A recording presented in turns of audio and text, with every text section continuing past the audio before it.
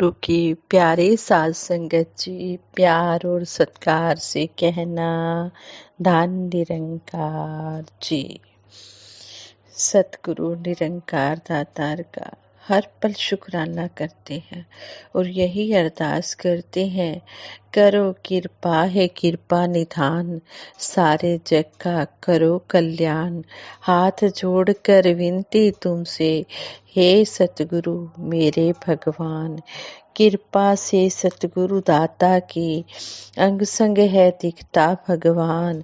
करो कृपा है कृपा निधान, सारे जग का करो कल्याण, सारे जग का करो कल्याण। साध संगत जी, सतगुरु निरंकार दातार के चरणों में सबके भले की कामना की जा रही है और यही अरदास सच्चे पातशाह हर एक को ये ब्रह्म ज्ञान से जोड़ो, हर एक पर अपनी कृपा बनाए रखो। साध संगत जी कहते हैं, एक राजा था, वह हर समय राज्य की चिंताओं से घिरा रहता। चिंताएं कुछ ऐसी बढ़ी कि वह घबरा गया। उसने राजपाट छोड़कर कहीं जाने का निश्चय कर लिया। उन्हीं दिनों एक ब्रह्मवेत्ता महात्मा उनके दरबार में आए। राजा ने महात्मा से अपनी दुख भरी कहानी कह सुनाई। महात्मा ने राजा की समस्या को समझा, फिर उससे कहा, राजन, यदि तुम राज्य के चिंताओं से मुक्त होना चाहते हो तो अपना सारा राज्य मुझे सौंप दो। राजा तो पहले ही राजपाट छोड़ने को तैयार बैठा था। वह एकदम मान गया और अपना मुकुट उतार कर महात्मा के चरणों में रख दिया। राजपाट स्वीकार करने के बाद महात्मा ने राजा से पूछा, अब तुम राजा तो रहे नहीं, अब आगे क्या इरादा है? अपने परिवार का पालन पोषण कैसे करोगे? राजा ने उत्तर दिया, महाराज, ये जो आभूषण मेरे पास हैं, इन्हें बेचकर कोई व्यापार करूंगा। आगे से महात्मा ने राजा से कहा, लेकिन ये आभूषण भी तो राज्य की संपत्ति हैं, इन्हें तुम कैसे ले जा सकते हो? अब यहाँ का राजा मैं हूँ, इसलिए ये सारे आभूषण भी मेरे ही हैं। महात्मा की बात सुनकर राजा सोचने लगा।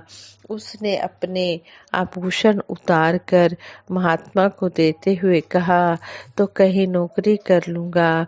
नौकरी करने से जो मुझे सैलरी मिलेगी, तनख्वाह मिलेगी, उसी से परिवार का पालन पोषण हो जाएगा। पैसे भले कम होंगे, लेकिन हर समय की चिंता से तो छुटकारा मिल जाएगा।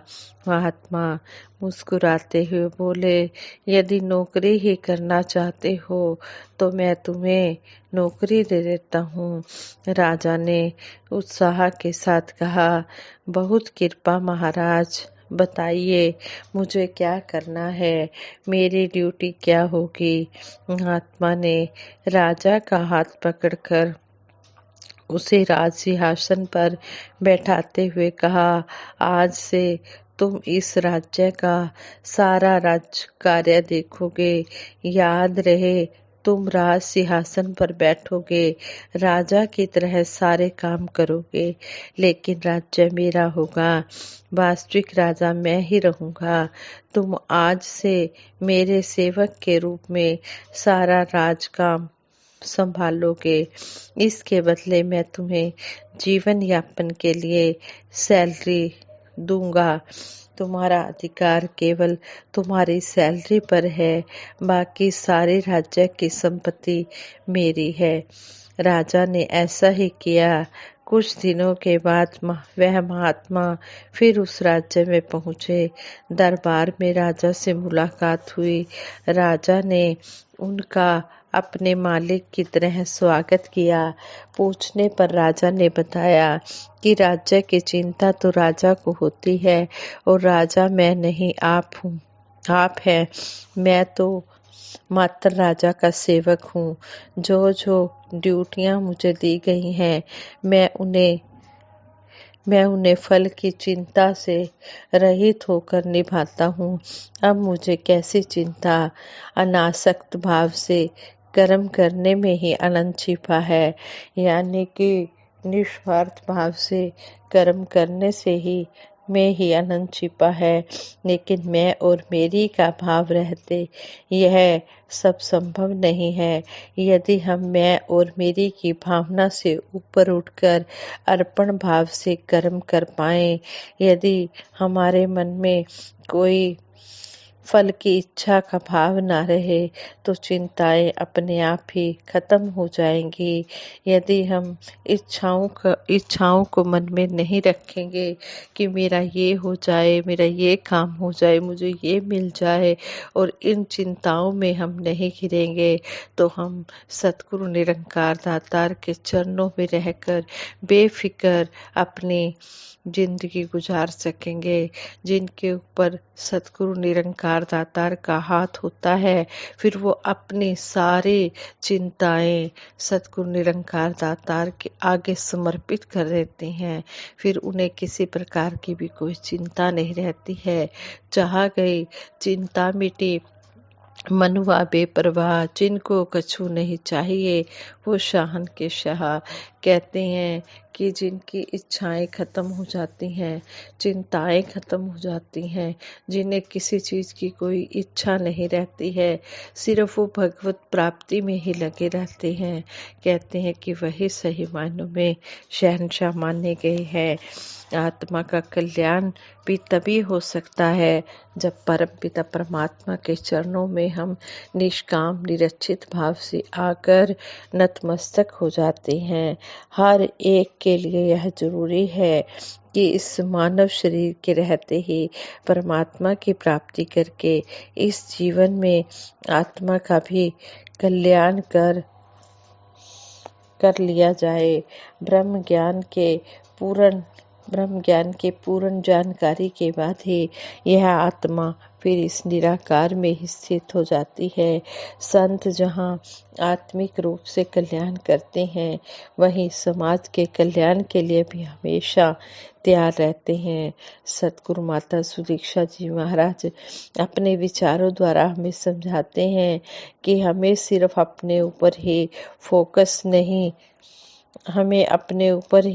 फोकस नहीं होना, अपने घर परिवार, अपने फ्रेंड्स आदि का ये छोटा सा दायरा ही नहीं, पूरा संसार ही हमारा परिवार है। हमें वसुधैव कुटुंबकम का भाव ही हमेशा अपने मन में रखना है। जब पूरे ब्रह्मांड के कण कण में ही परमात्मा है, तो फिर पूरे संसार का कल्याण करने का भाव हमारे मनों में होना जरूरी है। हम सतगुरु निरंकार दातार के चरणों में हर पल यही मांगे कि सबका भला करो करतार। मेरी मांग है ये दातार कि हे दातार सच्चे पातशाह, सभी का भला करना, सभी को खुशियाँ देना। दातार सच्चे पातशाह, जिस तरह आप जिन्हें अपने चरणों से जोड़ा है, इसी तरह अपने चरणों से जोड़ कर रखना, और इसी तरह हम आप जी के चरणों में बैठकर आशीर्वाद लेते चले जाएं और यही अरदास करें कि हे मालिक दीन दयाल सच्चे पातशाह, जिस तरह हम पर कृपा हुई है, इसी तरह सभी के ऊपर अपनी कृपा दृष्टि बनाए रखना, सभी को अपने चरणों के साथ जोड़ के रखना। चरना च बिठाया ही चरना विच रुल जावा, कीता ही जो मेरे ते उपकार ना भूल जावा।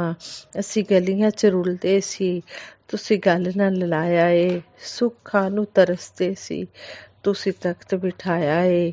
ਤੇਰੀ ਇੱਕ ਇੱਕ ਤੱਕਣੀ ਦਾ ਕਿਸ ਤਰ੍ਹਾਂ ਮੈਂ ਮੁੱਲ ਪਾਵਾਂ। ਚਰਨਾਂ 'ਚ ਬਿਠਾਇਆ ਏ चरना विच रुल जावां। सतगुरु की कृपा से जब भगवान मिल जाते हैं तो सारा संसार अपना ही लगता है। फिर मन में सबके भले की प्रार्थना निकलती है। सबका भला करो भगवान, सबका सद्विधि हो कल्याण। भगत प्रार्थना करते हैं कि जिस प्रकार सतगुरु ने हमारे जीवन को सुखी और सफल किया है, इसी प्रकार सभी को दिव्य ज्ञान का यह उपहार मिले और इस तरह सभी आशीर्वादों के पात्र बने। जब हम किसी के लिए अच्छा सोचते हैं तो हमारे मन को खुशी मिलती है। आध्यात्मिक आनंद के लिए निश्चल व निष्कपट भाव से रहना जरूरी है, तभी हम अपने जीवन को आनंदमय बना सकेंगे। जब भी कोई बच्चा या युवा किसी बुजुर्ग महात्मा के चरणों में प्रणाम कर आशीर्वाद लेता है उनका, तो कहते हैं उनके आशीर्वाद में ही हमारा कल्याण छिपा है। जब कोई ब्रह्मज्ञानी महात्मा खुश होकर आशीर्वाद देता है तो उसमें भी मानव का ही कल्याण छिपा हुआ है। सेवा सिमरन सत्संग से मन को आध्यात्मिक पोषण मिलता है, मन शांत रहता है और यही सतगुरु के चरणों में अरदास है। हे मेरे सच्चे पातशाह, तन मन धन के सुखों से भरपूर करते हुए हमें सेवा सिमरन सत्संग के साथ भी जोड़ के रखना। कभी भी हम सेवा सिमरन सत्संग को ना भूलें। ये जो हमारी आत्मा की कमाई है, इसको भी हमने इकट्ठा करके ले जाना है और अपना लोक सुखी परलोक सुहेला तो करना ही है। दूसरों को भी प्रेरणा देकर अपने मिशन के साथ जोड़ना है। जिस तरह हमें इस दर पर आनंद मिल रहा है, इसी तरह सभी इस दर पर आएं और आनंद लें। कोई भी इस आनंद से वंचित ना रहे। सतगुरु दातार की कृपा सब पर बनी रहे। साथ संगत जी सबके भले की कामना करते हुए दासी सिमरन कराएगी। सभी ने मिलकर सिमरन में साथ देना है और ये विचार करते हुए बहुत सी गलतियां भी दासी से हुई हैं, दासी उनके लिए भी आप जी से क्षमा मांगती है। तू ही निरंकार मैं तेरी शरण हाँ, मैनू बख्श लो। तू ही निरंकार मैं तेरी शरण हाँ, मैनू बख्श लो। तू ही निरंकार मैं तेरी शरण हाँ, मैनू बख्श लो। तू ही निरंकार मैं तेरी शरण हाँ, मैनू बख्श लो। बोलिए सतगुरु माता सुदीक्षा सविंदर हरदेव जी महाराज की जय। निरंकारी राजमाता गुरु वचन अवतार की जय। साथ संगत जी प्रेम से कहना धन निरंकार जी।